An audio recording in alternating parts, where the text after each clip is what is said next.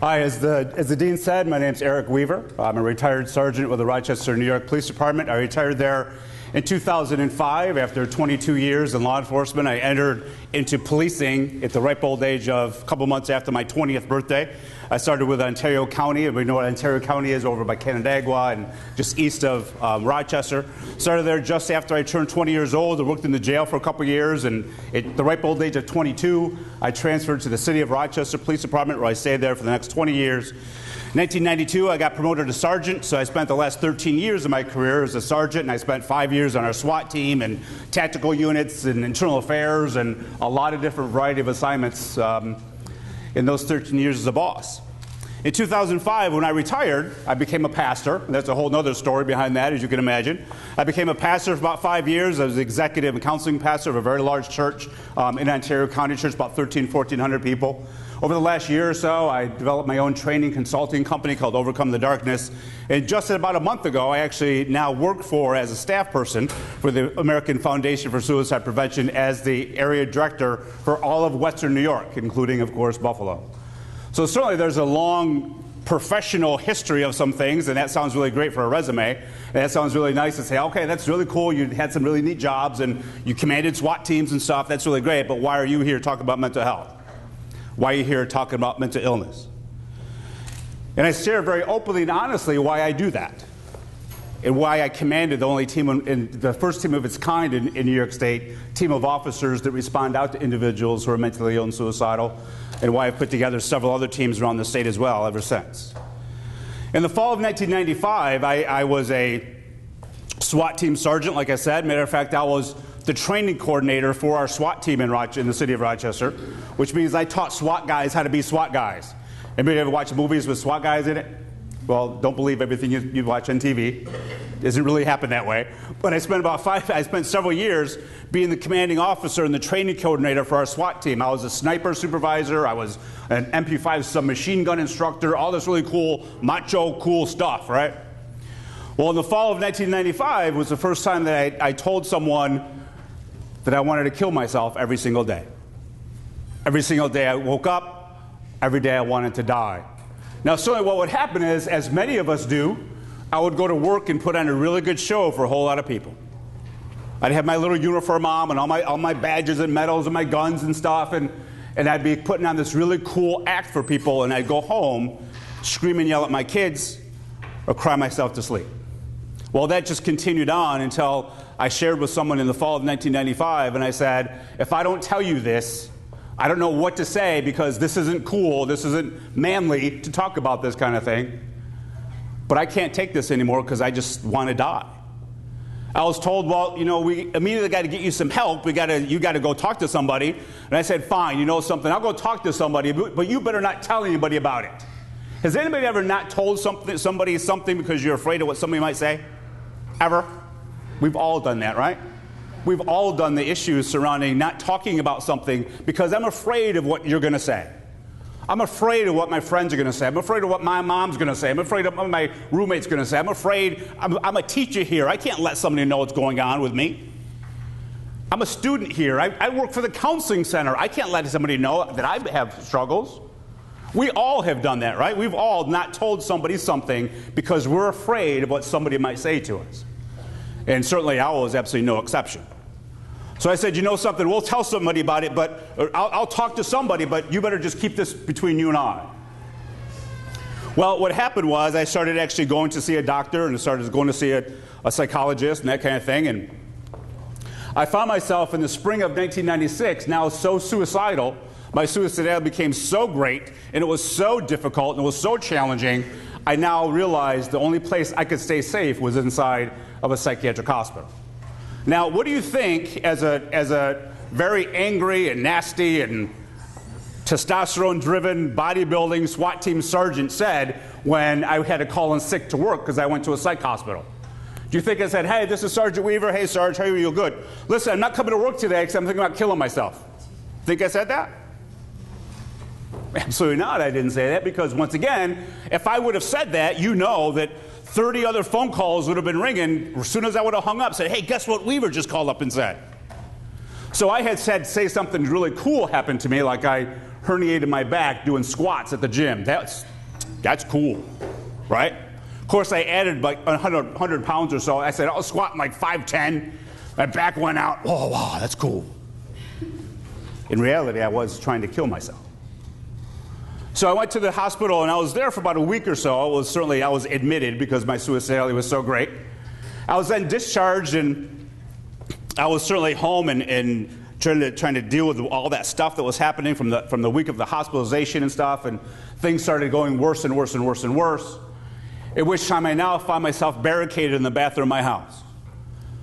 I had barricaded myself in the bathroom of my house and screaming and yelling. I was banging my head against a toilet. I was cutting my head open with a skeleton key. I was doing everything I could do to cause myself some harm in that room, and I'm very, very, very thankful that I didn't have my gun with me that day in that bathroom. So as I'm yelling and screaming through the bathroom door, someone called the police on me,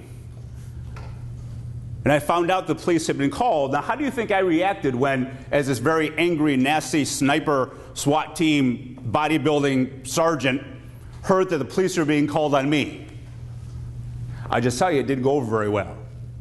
I screamed and yelled through that bathroom door, and I said, you bring some rookie cop to my house, they better bring about 20 of them because nobody's taking me out of my own home. Words that I had heard hundreds of times from people. Now I'm barricading myself in my own bathroom. I said, the only way I'm going to come out of this hospital, or I'm sorry, out of this room, is if my captain comes and orders me out. Well, lo and behold, my captain, who I answered to, came and said, Eric, you go to the hospital. I said, yes, sir, and went to my hospitalization for the second time. In the course of 1996, after that second hospitalization, this small hospital, of course, I didn't go to a Rochester hospital. Why wouldn't I go to a Rochester hospital? Because people know me there. That'd be stupid. What are you there for? I go to a hospital that's far away. Nobody knows me there. But however, this one hospital said, Mr. Weaver, there's not a whole lot more we can do for you here. We're kind of a small hospital. But there's this really great day treatment program for you at a hospital in Rochester. I now had no choice. My mental health related stuff was getting so bad and so severe, and my depression was not going away, that I now had to go to day treatment at Strong Hospital in the city of Rochester. What happened in 1996 was I was then hospitalized 3 more times in 1996, each time for about 5 to 6 weeks. During that time, in 5 to 6 weeks in those hospitalizations, what happened in 1996 was the fact that I was found to be treatment resistant. I mean, you know what that is? Pills weren't working. Medication wasn't working.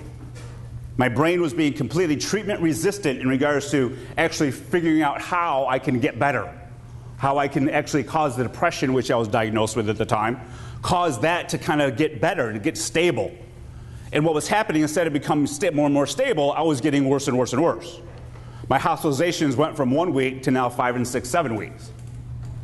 But when I was found to be treatment resistant, one time my psychiatrist said to me and started talking with me about this thing called ECT. You know what that is?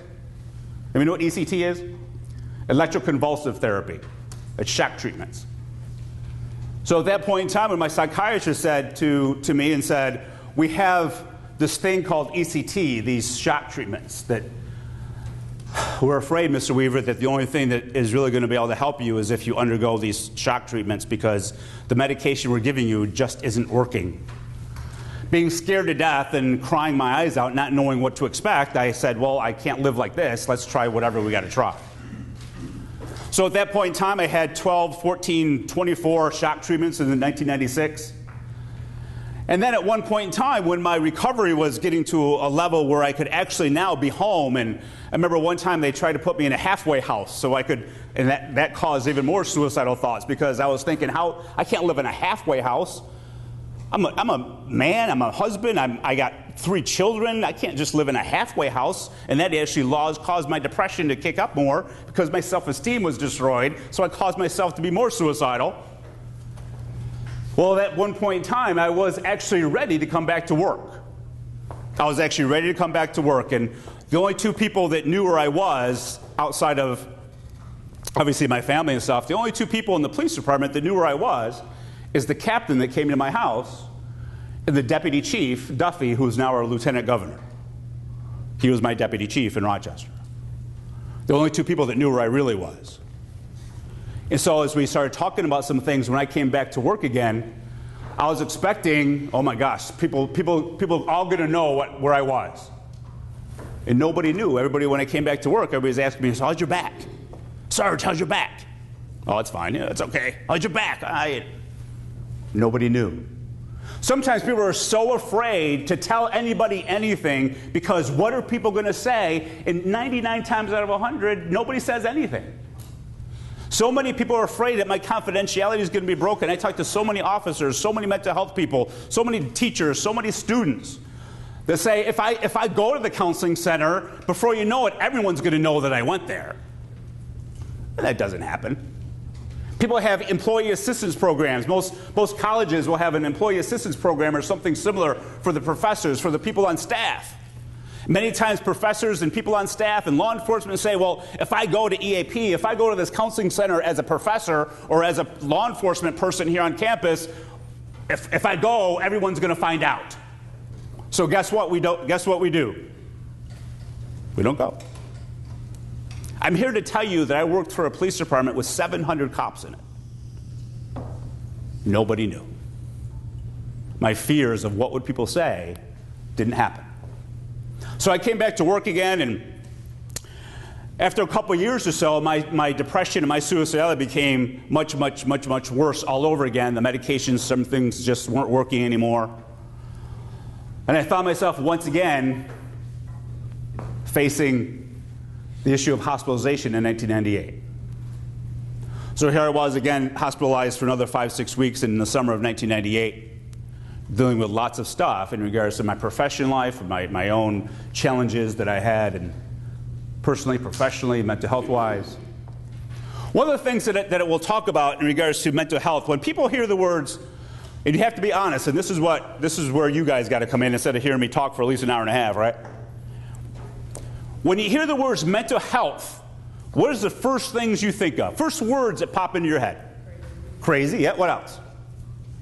What else? Unstable. Unstable, yeah. What else? Illness, yeah. What else? There's lots of words. What are they?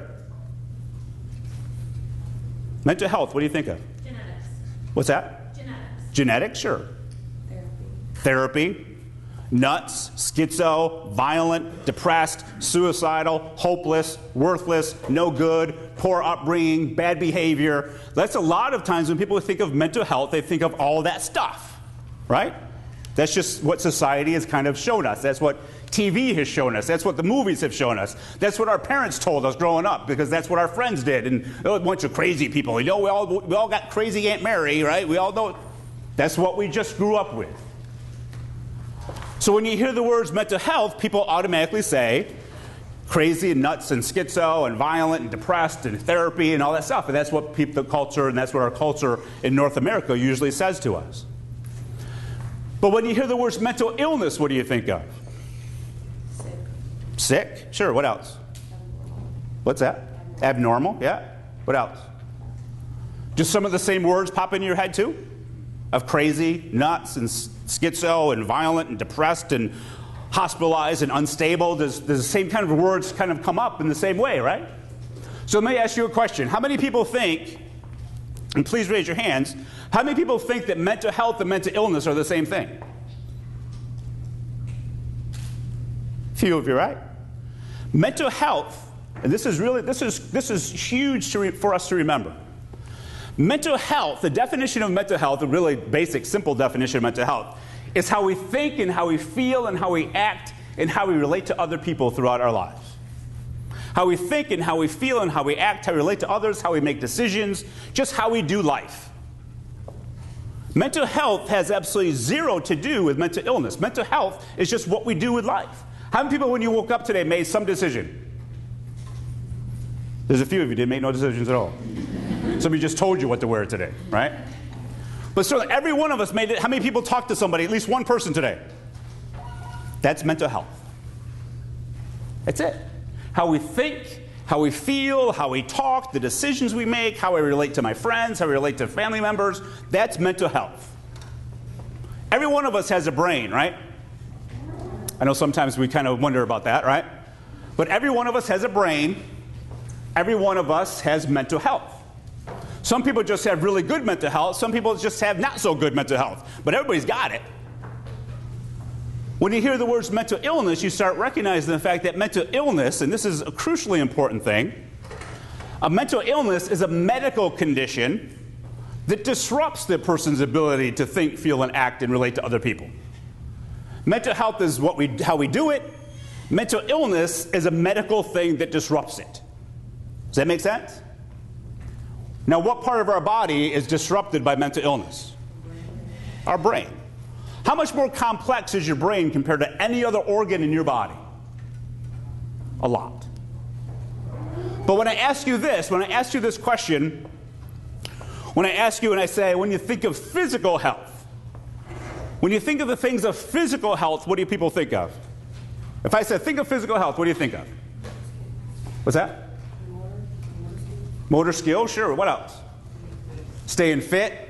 Many people say diet and nutrition and exercise and working out and jogging. Physical health is what you eat, right? So when I say physical health, I want you to hear what people say. They think of the positive things, right? Diet, exercise, nutrition, working out, exercise, all that kind of stuff. They think of the positive things. When I ask you, think of mental health, what do people say?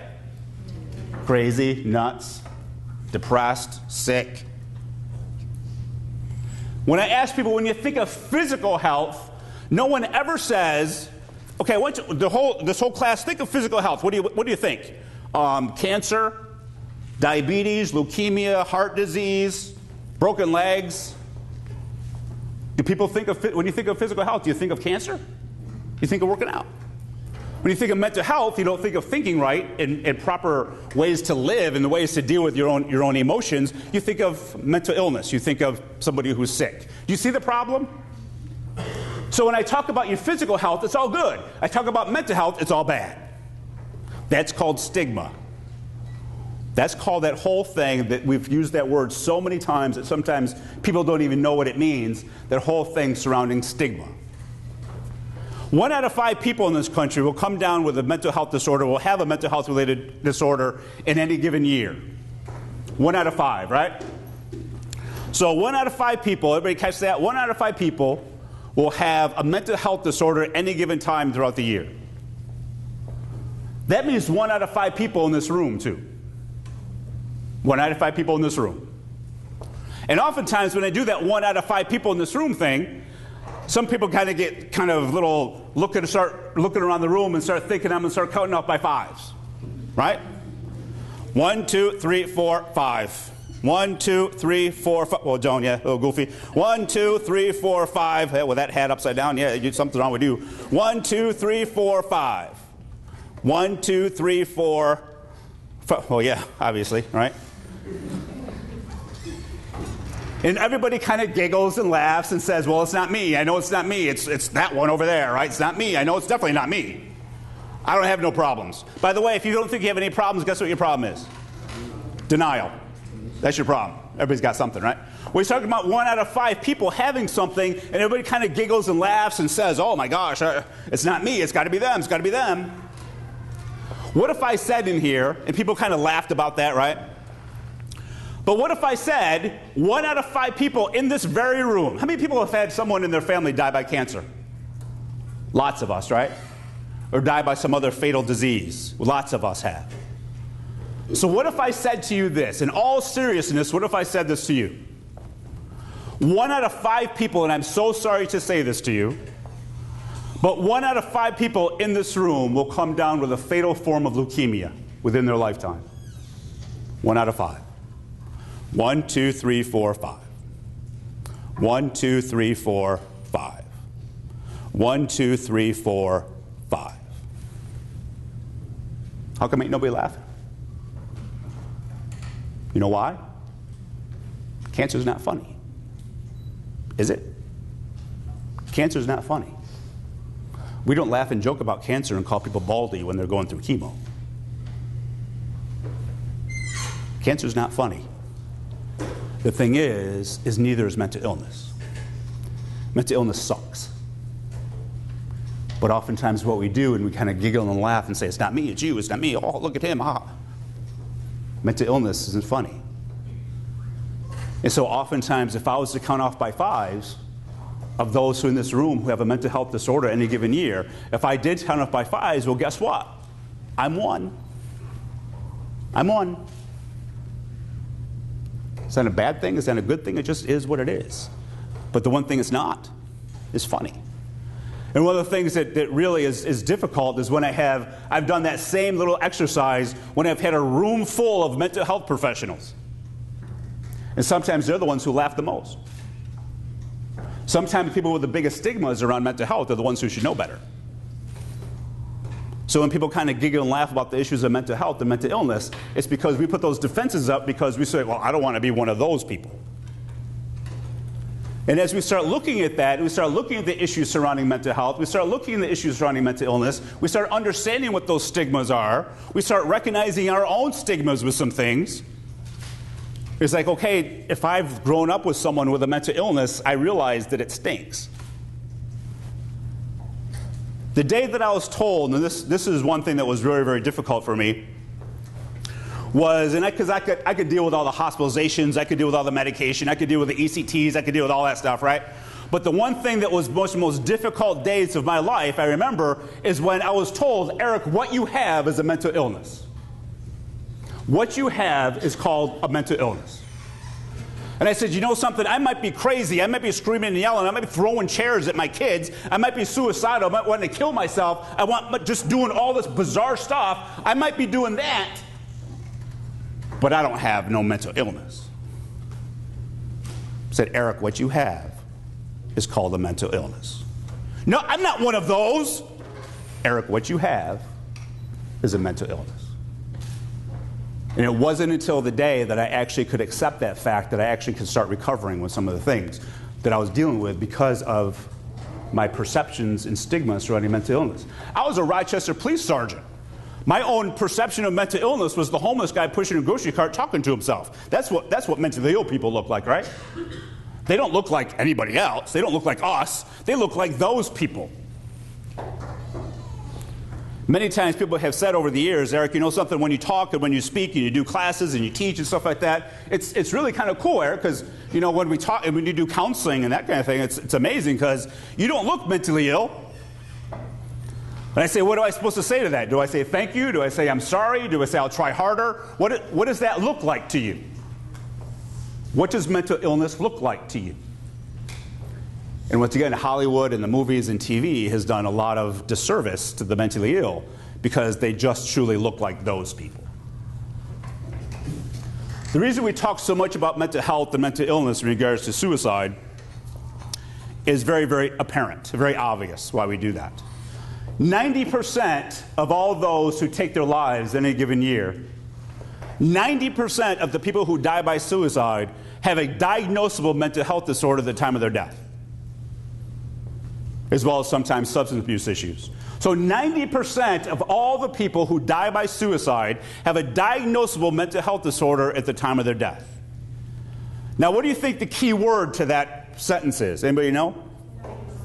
What's that? Diagnosable.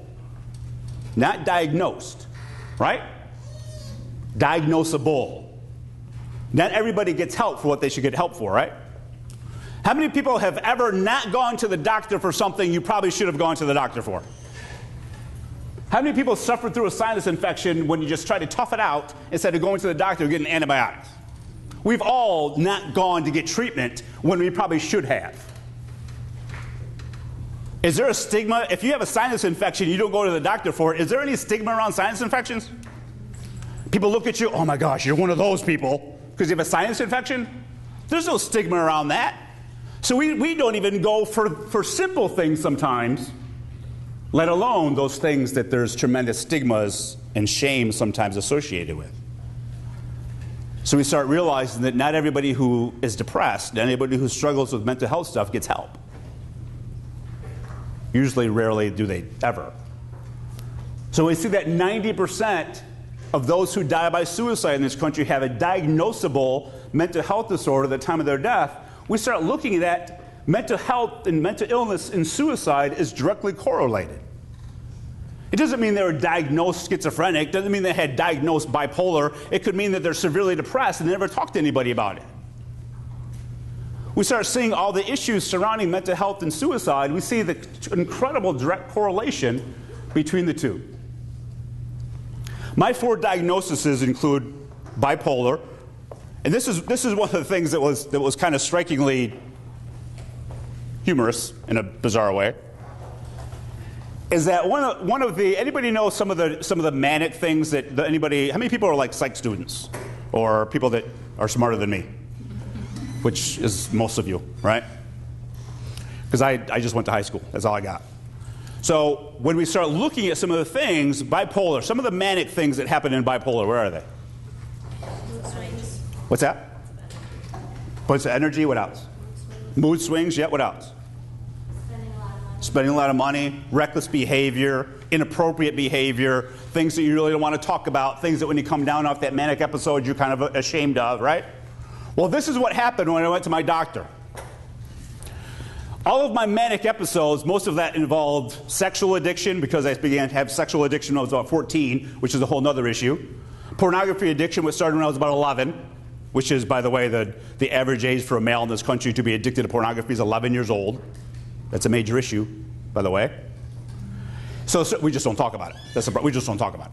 And so you start looking at all these different reckless behaviors and a variety of different things that people do, and the way people drink and the reckless behaviors that people have. Well, some of those things are embarrassing to talk about, are they not? So guess what I told my doctor? Guess what I told my doctor about all my manic stuff? Nothing. So guess what I was diagnosed with?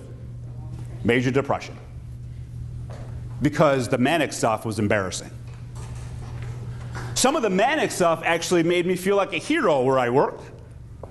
Because many of you know, just like I said, that I was a SWAT team sergeant. So one of the things of my reckless behavior, I didn't care if I lived or died, and I didn't care if I was so suicidal. I just figured what better way for me to go out than hero. So there could be a guy, we get a call for a man with a gun inside of an apartment. Here's Sergeant Weaver, there's the door, there's my foot, I kick in the door, grab the guy with a gun, I'm a hero. When in reality, I just didn't care if I died or not. I did some of the most unsafe, inappropriate things as a cop because of my mania. And I was looked at as cool. I just wanted to die, no matter however it happened. But those things were embarrassing to talk about. Some of all the affairs that I had and all the difficult things that I went through and all the stuff, my screaming and yelling and throwing chairs and stuff like that at home, I didn't talk about that because that's not good to talk about with anybody, even my doctor. So I was completely misdiagnosed, not by my doctor's fault, but because I was ashamed of even my own behavior. I was seeing a therapist and I was ashamed about my behavior. I couldn't even tell my therapist. Until all of a sudden, several years ago, my major depression stuff acted out again, and I realized I now had to start being honest about some things. So I've since been diagnosed with bipolar. I can actually be honest about the manic stuff and take medication now. They actually can medicate me the right way because I wasn't lying anymore. I've also been diagnosed with anxiety disorder. How many people know what anxiety is? You're in college. How do you not know what anxiety is, right? And people know what stress is, right? Anxiety disorders are very, very real. I had my very first panic attack, and I started teaching on the issues of mental health and mental illness and training police officers back in 2003. So it was a while. And I was in uniform. When I was in uniform, I used to talk about suicide and my own mental illness in uniform. People say, "You can't do that, can you?" I say, "Well, yeah, I guess I can." And so there's a whole other thing of why my department allowed me to do that, because they realized that the stigma was huge among law enforcement. And the issues and challenging of mental illness in law enforcement is enormous. Just to throw this one number out there, every 24 hours a police officer in this country kills himself. 1 out of 3 police officers in this country have post-traumatic stress disorder. We talk a lot about veterans, but 1 out of 3 cops that you see have PTSD. And that never gets talked about. So certainly there's a whole lot of issues surrounding that. So when I started accepting my 20-year certificate with the Rochester Police Department, and all I had to do, and I speak in front of tons of people and crowds and hundreds of people, and all I had to do was walk across this little platform, shake my chief's hand, who's now the deputy mayor, or the lieutenant governor, shake his hand, grab my little certificate, and walk away. And I absolutely just went into a full-blown panic attack and just lost it. I didn't have to say a word, I didn't have to speak, I didn't have to give my name. and I completely lost it. That was my first of many, many, many, many panic attacks. What I found later on is that my panic attacks were a huge reason and a huge symptom and sign of my severe obsessive compulsive disorder. Have you ever heard of OCD? How oftentimes does OCD get laughed about? Well, you know, I got to do it's just my OCD. Well, you know something, I got to make sure this is all straight. It's just my OCD. Oh, you know something, he's so OCD about some stuff. Everything has to be just... Let me tell you something. OCD sucks. Because I got the really sucky kind. The kind that actually goes into full-blown delusional thinking. Full-blown delusional type thinking do I obsess upon and then have compulsions to try to deal with it. And those obsessive-compulsive behaviors have launched me into full-blown, hospitalized panic attacks. OCD ain't funny. Even the kind that people have to just straighten think, that sucks. And that is very, very, very hard for people. So my obsessive-compulsive disorder is probably, outside of my post-traumatic stress disorder diagnosis, my OCD diagnosis is probably the worst one. And I'm so thankful. One day I was on the phone with someone when I was just starting to understand my OCD stuff, because it was only a few years ago I was diagnosed with this. So I lived my whole life with it. I just didn't know what it was because I lied a lot. And so I remember walking into my office one day and I was on the phone with somebody. I said, if this continues, if my brain doesn't shut off from all this stuff, I can't take it anymore, and it's just a matter of time before I die. You need to know that if my brain does not shut off from doing what it's doing, and I'm walking in, I'm a pastor at this time, walking into my office at a church, walking on the phone, talking on the sidewalk, saying, I'm going to kill myself if this doesn't stop, because my brain would not shut off. And one of the things that I certainly say is that was shortly before, when I was taking a medication that was actually causing more difficulties. And then I took one medication and I simply went, and my brain just stopped doing this spinning thing. And I just went, thank you. So medication works. And I'm an absolute, complete fool and idiot if I don't take it. Because I know what it's like without it. Anybody know what diabetes is, right? Anybody? You don't have to raise your hand, but people, I'm sure there's people here who are diabetic. Some people have to take insulin. If you don't take your insulin, what are you? You're an idiot. Take your insulin. If you're going into diabetic coma, you got to do something, right? Same thing with mental health or mental illness. If you're on medication, take it. So certainly at that point in time, we started looking at my diagnosis of post-traumatic stress disorder. After serving 20 years in the city of Rochester and being a SWAT team sergeant and doing all that kind of stuff, working in the city, there's some things that you just shouldn't see. There's I've seen more death and bloodshed and violence in those 20-some years than I care to even remember. And the nightmares sometimes just won't stop. So my PTSD is pretty bad too. So when we start talking about the issues surrounding mental health and that diagnosable issue of mental health in regards to suicide, is there some kind of correlation, like we talked about the percentages, that correlation of mental health and suicide, right? How many percent? 90. 9 out of 10. How do you think they find that out? Anybody know how they even figure that out? They do what's called psychological autopsies. They'll go back and everybody know what a regular medical autopsy is, right? Where they go and find the cause of death, right? They do a psychological autopsy in which they can actually go back and look at the person's psychiatric history.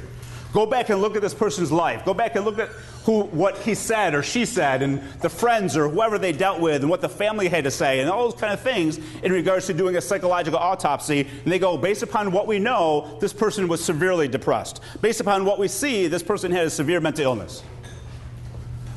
90%, and we need to realize too, is that very, very rarely, and this is an important thing to remember, you know those types of suicides that people sometimes think about? In which someone breaks up with a boyfriend, they just go kill themselves. Somebody just lost their job, so they just go kill themselves. Those types of suicides, by the way, are very, very, very rare. Very rare. And they rarely ever happen that easily.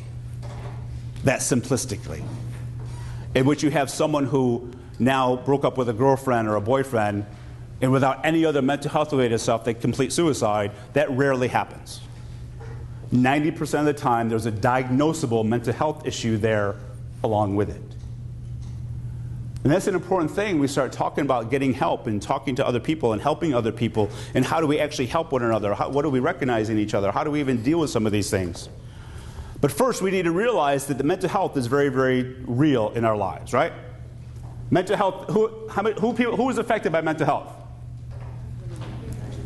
All of us, right? Because mental health is part of our lives, right? How many people are affected by mental illness? Remember I said this? 1 out of 5. That means 1 out of 5 people in this room, 1 out of 5 of your teachers, 1 out of 5 of your people that work at public safety, 1 out of 5 people that work at your Walmart down the street. It just is what it is. It's not a good thing, bad thing, it just is. It just is.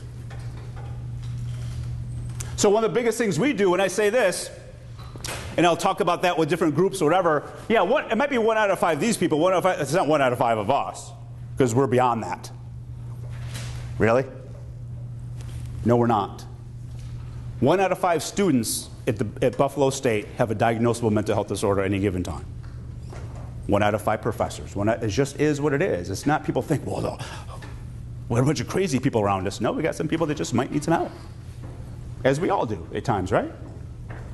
And that's all it is. It's not a good thing, a bad thing. However, the stigma surrounding that, the stigma around the issue of bad character or bad upbringing or I'm weak in some way, it destroys in lots and lots of people. When it comes to the issue of suicide, one of the things that's crucially important, and I'm going to make sure that I say this in here, right? One of the things about suicide is the fact that many times when we talk about the issue of suicide, we all have to be incredibly cognizant of who our audience is. Let me know why that is. Let me know what I mean by that. When I get up and talk about suicide, why do I care who you are? Why do I need to be cognizant of the issues of my audience? Why? It might be someone suicidal. Might be someone who's at risk for suicide right now, right? 1 out of every 20 people in any given 2-week period, here's a statistic for you. 1 out of every 20 people in any given 2-week period are having thoughts of suicide. 1 out of 20 people in any given 2-week period are having thoughts of suicide. That's statistically accurate. Through Living Works, which is a huge organization up in Canada, they do worldwide suicide intervention skills training. 1 out of 20 people have thoughts of suicide in a given 2-week period. Suicidal thoughts are simply what people sometimes deal with as human beings. And so I not only have to be very cognizant that someone in this room, because there is, have thoughts of suicide, I have to be cognizant of that, right? My thoughts of suicide, by the way, happen every day. That's part of my mental illness. Sometimes mental illnesses can be fatal, and the fatalities of mental illness is called suicide.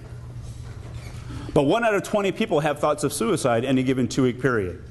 So I have to be very cognizant of that. Thoughts of suicide for all of us can be very, very real. I've shared a lot with you, right? I've shared a lot about my own personal life with you a little bit, right? There's still a lot more I could talk about, but I could bore you for a long time talking about my life. Oh boy. Joan's like, please don't, enough. We get it. But one of the things we want to make sure we do is that when we have the issues surrounding suicide, when we have that 1 out of 20 people have thoughts of suicide at any given time, we also see and realize that since I've shared enough with you, that if I brought you out in the hallway, if I started over here, this side of the room, I went up the whole thing and everybody went row to row, and all you did was come out one by one and see me in the hallway for 7 seconds. And since I'm a pastor, what you say to me is confidential, right? 7 seconds, and all I do is ask you one question for each one of you, all by yourselves, nobody else around, just me and you. You've heard part of my story, right? And if I ask you this, at any point in time, ever, in your entire lives, ever, have you ever thought of suicide? Ever. A vast majority of you, a very large vast majority of you would say yes. There was that time when I was 13. There was that time last year. There was that time when my girlfriend broke up. There was that time I lost my first job. There was that time that I got a C on my test that I should have got. There was that time that I just couldn't take it anymore. There was that time when I was just so miserable. There was that time when my parents got divorced. There was that time when I got divorced. I can guarantee you, because I've been doing this a long time, that not everybody, but a vast, very vast majority of you, if I asked you that single question, have you ever thought of suicide? A vast majority of you would say yes. Some would say even this morning. Some would say right now. One of the things that I've realized too, doing the amount of counseling and therapy and stuff like that I've done for others and myself, one of the biggest common denominators surrounding suicide is the feelings of hopelessness, helplessness, and feelings of worthlessness. We know what hopeless feels like. There's no hope for us. Everything's going to always be like this. There's no help for me. I've tried this. I've talked to people. Nobody can help me. And you know something? I'm so worthless, it just doesn't matter anyway. This is what I ask you now. I guarantee that if I pulled you once again, one by one, all by yourselves, and I said to you, at any point in time in your life, have you ever felt worthless? Have you ever felt hopeless? Because one thing I do know, I know human beings. And I know 100% of you, I guarantee, if you're honest, 100% of you would say, yes, there have been times in my life that I have felt worthless. There have been times that I felt expendable. There have been times in which I've been invited to parties and there's 200 people around me, but I still feel all by myself. If you're honest, I guarantee 100% of you would say, yeah, there's been those times. Most important thing we sometimes need to realize, though, is sometimes just because we feel that way doesn't make it true. Our feelings lie to us a lot, right? Just because we feel hopeless, we feel worthless, we feel helpless, doesn't mean we are. Those are just feelings, and feelings are what they are, right? And so as we start looking at that 1 out of 20 having those thoughts of suicide, and a vast majority of us having thoughts of worthlessness and hopelessness and helplessness, we start seeing that the issue surrounding suicide starts to get a little bit bigger, doesn't it? We start seeing 1 out of 5 people have a mental health disorder in a given year. We start seeing 90% of those who die by suicide have a diagnosable mental health disorder. We start seeing 1 out of 20 people having thoughts of suicide. We start seeing these bigger pictures of feelings of worthlessness and hopelessness, and we start saying, hey, I guess this is just those people after all. This is all of us. The amount of suicides that happen in this country are staggering, and sadly the numbers continue to rise. Anybody know, as we talk about the issue of suicide, and as we talk about why, once again, I'm cognizant of my audiences, here's 2 statistics that I think all of us should know as college students. All of us. I just made myself a college student. All of you should know as college students. Suicide is the second leading cause of death among you. Suicide is the second leading cause of death among college students in the United States. Outside of forums like this, which is awesome, how would anybody ever know that? Guess what never hits the news too much? Guess what never really gets talked about very much? Because who wants to talk about suicide? It's just really sad, so let's just talk about happy things. And I'm so grateful for Buffalo, the State University, to actually say we need to talk about some things. We need to talk about things because our kids are dying. It's not just those people. We start realizing that we have an issue among college students. Second leading cause of death among college students. Suicide is the third leading cause of death among those who are 15 to 24 years of age. How many of you are between 15 and 24? So here you are now, college students, second leading cause of death. Between 15 and 24, third leading cause of death. We start seeing that. Who do you think is at risk to suicide, by the way, first of all? Who is at risk to suicide? Everybody. Look around the room real quick. Look around. Don't look at me. Look around. Okay, you're done. You just saw people who are at risk of suicide. You just looked at people who are at risk of suicide. One of the biggest things we do in regards to risk of suicide and people who are prevalent to suicide, we often dismiss suicide in certain instances because we say, my dad? Oh my gosh, Eric, you talk about people, everybody being at risk of suicide. I've seen my dad go through so much stuff, and he is a rock. He has kept our family together. He's just an incredible guy, and oh my gosh, we look up to him for everything. My dad? You might be talking about maybe some other people, but my dad would never be at risk of suicide. Yeah, even dad. My mom? Oh my gosh, my mom is my mom's the one who supports me all the time. Eric, when I call my mom and she's supportive of stuff and I'm able to cry on my mom's shoulder, she's always been the one to help lift me up. There's no way she could be at risk of suicide. Yeah, even mom. Everyone that you see is at risk to suicide. One of the biggest things, the way we actually start saying about suicide not being relevant to us, is we just dismiss suicide or just avoid it or miss it altogether because we don't think that applies to us or we don't think it applies to our family. We think we're above that.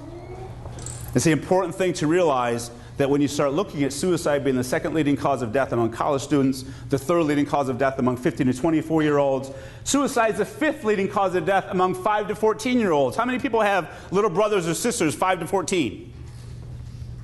What do you think the scariest part of that statistic is? What's some of the scariest thing of that stat? Any idea?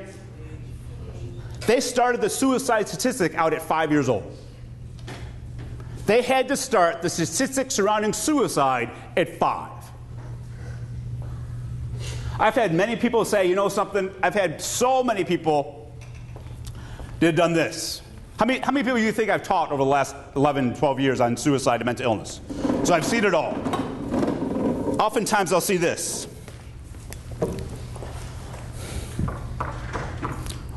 And I know what they're thinking, because I probably used to think it too. I don't need to hear this crap.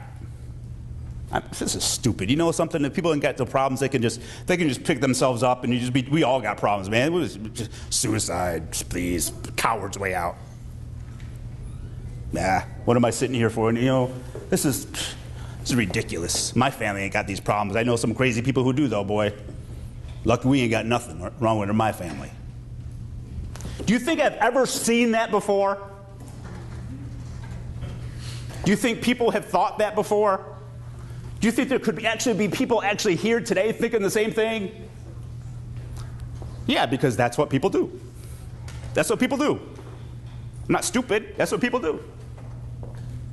We start realizing that it's not simply about other people. It's about the issues and challenges and difficulties that we all deal with. The other thing we talk about in regards to suicide statistics is this. This is why, once again, those of us who do suicide prevention and education are very, very cognizant of our audience.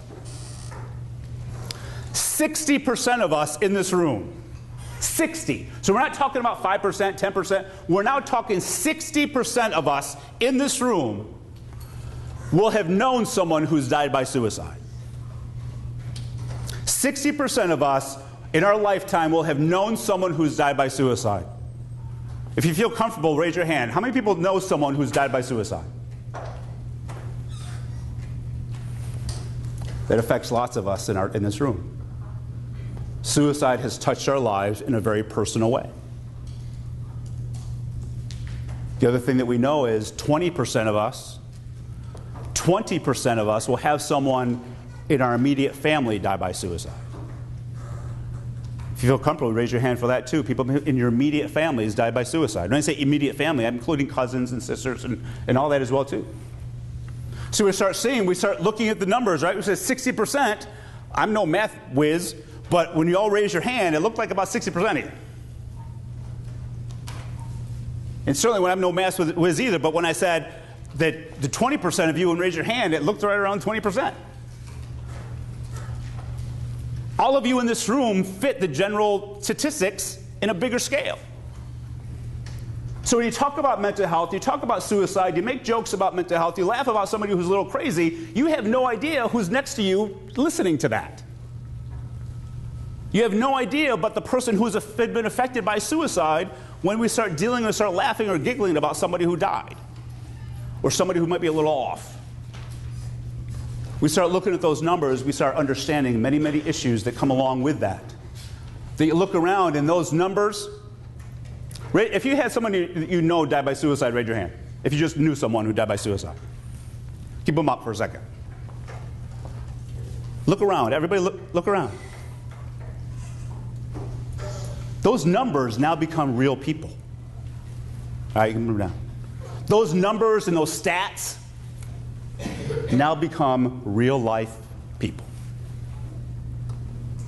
When you start putting a face on suicide, people start getting a little more real life because it's real people, not just numbers. Not just numbers. It's real people who have real lives, who struggle with life, who deal with things.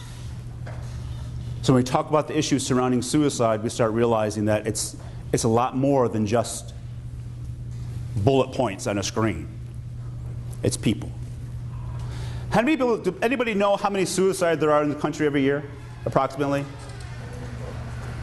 I'm sorry? 10,000. Say it again? 35. So you're close. 35,000 suicides. In 2007, there were 34,598 suicides in this country. And the statistics that are coming out for 2008, the numbers looks like they're going up. They're not going down, despite our efforts sometimes, right? I did a class one time, a Safe Talk, which is a suicide awareness class, for a group of RAs for a community college. And I said, there's 35,000 suicides, and I had one kid sit right in the very front row who said this. He says, well, that's not so bad. And the thing is, I understood what he meant by that. Because sometimes in today's world, we do what? We talk about millions of this and millions of that and hundreds of thousands of this and millions of people affected by hurricane. We talk about the millions now. So when someone said 34,000, all he said was, wow, that's a lot better than I thought. I was thinking millions. How many people have ever been to a stadium or auditorium? You guys got like a big stadium thing here, right? How many people does it hold, you know? No. Lot. How many people have ever been to like a stadium, whether it's this one or not, but a stadium or a concert hall in which there's like 30, 35, 40,000 people there. Maybe even a Buffalo Bills game, right? 30, 35,000 people there. You never realize how many 35,000 people are until you see 35,000 people all in the same spot, right? And then you start looking at that 35,000, and if you can kind of bring yourself back to that place, bring yourself to where you were in that stadium or auditorium, wherever that was, you bring yourself and kind of visualize that, what that looked like. And you say to yourself, that's how many people, if I can remember what that looked like, it was just a sea of people. That's how many people this year in this country called the United States will die by suicide. And then next year, by the way, fill it up again. And then the year after that, by the way, fill it up again. And out of those 35,000 suicides, they can affect one or lots of people, right? One suicide can affect a small group, small family, or a suicide can affect an entire community, or a suicide can affect an entire generation, depending on who it is, right? So you start realizing that 35,000 people affects lots of people that are then affected by suicide. And then those for the next year, you fill it up, they're affected by suicide. You start realizing that it just becomes widespread and more widespread, that 60% just continues on. That 20% just continues on. Until you start realizing that a lot of us know someone who's died by suicide, whether it be a family member, friend, or whatever, right? So one of the things we do when we talk about the issue of suicide, that we hear of that 34,000 people, any idea how many are that for a day die by suicide? That comes out to about 96 people a day. Why do I say 96? Who cares, right? Well, if you're one of the family, you're certainly going to care. 96% of all the people who die by suicide, we see those 96 people a day that die by suicide. And we start recognizing that that's the equivalent of a jumbo jet airliner crashing every other day. a plane crashing every other day, equivalent to the people that die by suicide. We talk about the risk factors for suicide. We talk about how do I know when someone's thinking of suicide and what do I do? We all know, how many people know what hopelessness and helplessness, withdrawing, isolation, excessive behavior, what does that look like? Does everybody know? The fact that someone looks hopeless, the fact that there's that feeling of worthlessness, the feelings of saying things like, how do you think people talk about suicide? People don't talk about suicide by simply saying, I want to go kill myself. That'd be easy. People talk about suicide by saying this: I can't take it anymore. I wish I was never born. You'd all be better off without me. What do you think heaven is like? So many of those statements that people say in regards to talking about suicide. People talk about suicide through their behavior of excessive anger. They talk about hostility. They talk about all these different things in regards to the issues surrounding suicide. How do you think you ask someone about suicide?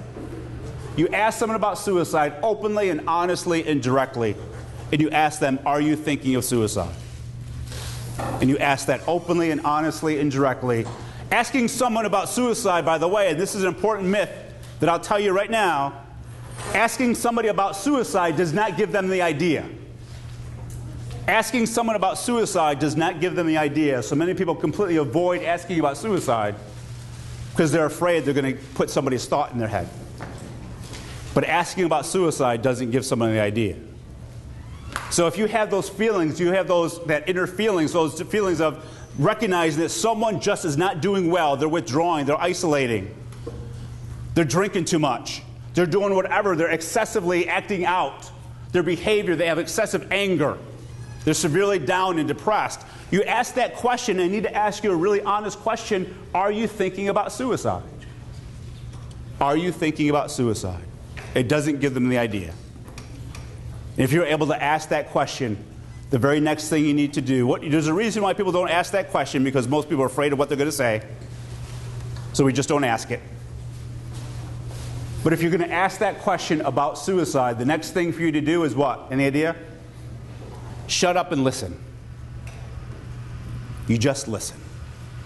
Stats are also very clear that many people talk themselves out of suicide if they just had someone to listen to them. And that's an important thing too, is that some people talk themselves out of suicide if they just had someone to listen to them. And then once you've listened, what do you think you do next? Any idea? Get them someplace they can be safe. You approach a teacher, you go to the counseling center, you do whatever you need to do to say, we're going to go together, I've listened to you, and I'm so sorry you're feeling this way. Now you and I need to go together to talk to somebody, because this is way above me. This is beyond what I do.